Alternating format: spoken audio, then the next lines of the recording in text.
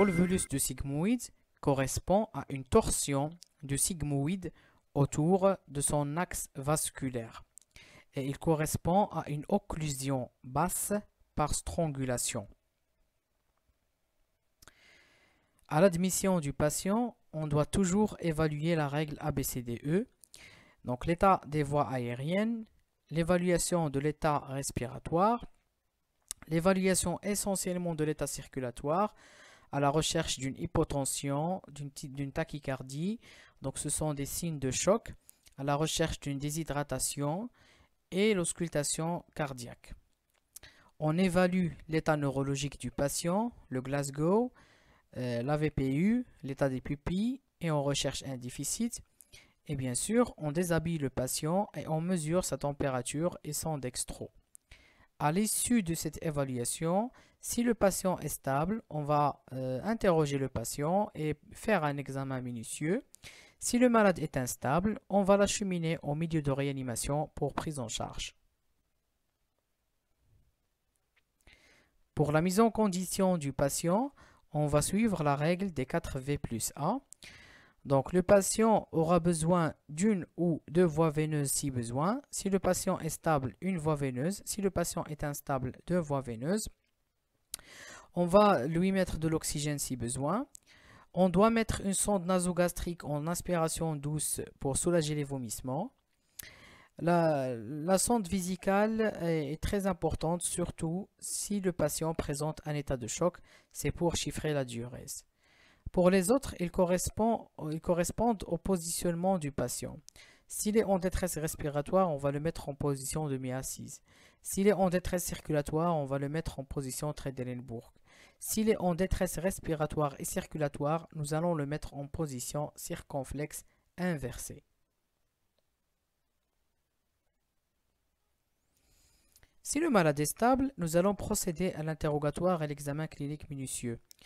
Pour le volvulus du sigmoïde, l'âge moyen de survenue, c'est 50 à 70 ans. Il faut chercher comme antécédent une chirurgie, une MICI, une néoplasie, une prise médicamenteuse.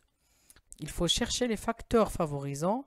C'est surtout une alimentation riche en fibres, une constipation chronique, une maladie de sommeil ou bien la maladie de Chagas, surtout sous 6 séjours en milieu tropical. Il faut chercher les troubles du milieu intérieur, notamment si le patient présente une hypocalémie. Et bien sûr, chez la femme, il faut chercher un utérus gravide ou bien un kyste de l'ovaire qui peut être responsable. Pour les facteurs prédisposants, nous avons le dolichocolon. C'est un côlon qui est lent, d'accord, avec un méso court. Donc ce qui favorise ou bien ce qui prédispose à la torsion du sigmoïde autour de son axe vasculaire. Il faut chercher les signes associés, les vomissements, l'arrêt des matières et des gaz et l'altération de l'état général. Pour le diagnostic clinique, à l'examen général, le patient peut être bien portant, comme il peut avoir des signes de détresse à type de pâleur, agitation, tachycardie, signes de déshydratation, surtout dans les stades avancés. Et parfois, on peut avoir une fièvre qui témoigne d'une complication. L'examen abdominal objective un météorisme asymétrique, immobile et résistance élastique. Donc, c'est associé à un hypertympanisme.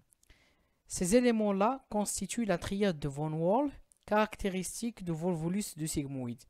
Donc, le météorisme, la résistance élastique, l'hypertympanisme, c'est la triade qui caractérise le volvulus du sigmoïde. À l'auscultation abdominale, on va chercher un silence auscultatoire. Il faut examiner les orifices herniaires. Parfois, on peut avoir une contracture qui témoigne d'une complication et le toucher rectal trouve une ampoule rectale vide. Sur le plan biologique, double intérêt, un intérêt pour le retentissement et un intérêt préopératoire. Pour le préopératoire, on demande une numération formule à la recherche d'une thrombopénie. On demande un bilan de Kras pour rechercher un trouble de la coagulation sanguine, un groupage. Et on demande le milieu intérieur pour rechercher le retentissement, une insuffisance rénale, une perturbation de l'ionogramme et le bilan hépatocellulaire comme examen de routine. Pour l'imagerie, l'examen de première intention, c'est l'ASP. Donc on demande l'abdomen sans préparation à la recherche de ce signe radiographique caractéristique. C'est l'aspect en grain de café ou bien en double jambage caractéristique qui correspond au volvulus du sigmoïde. On complète par un scanner qui objective effectivement un sigmoïde qui est dilaté avec une torsion des artères mésentériques. Donc ça, c'est un aspect du volvulus du sigmoïde sur le scanner. Le traitement, donc premièrement, il faut faire des mesures de réanimation. On garde le patient à jeun. On met une sonde nasogastrique en aspiration douce, 10 à 30 cm d'eau.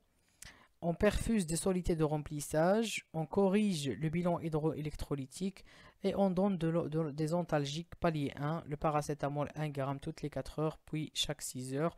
Et on fait une CPA pour le patient pour voir est-ce qu'il va tolérer l'anesthésie générale.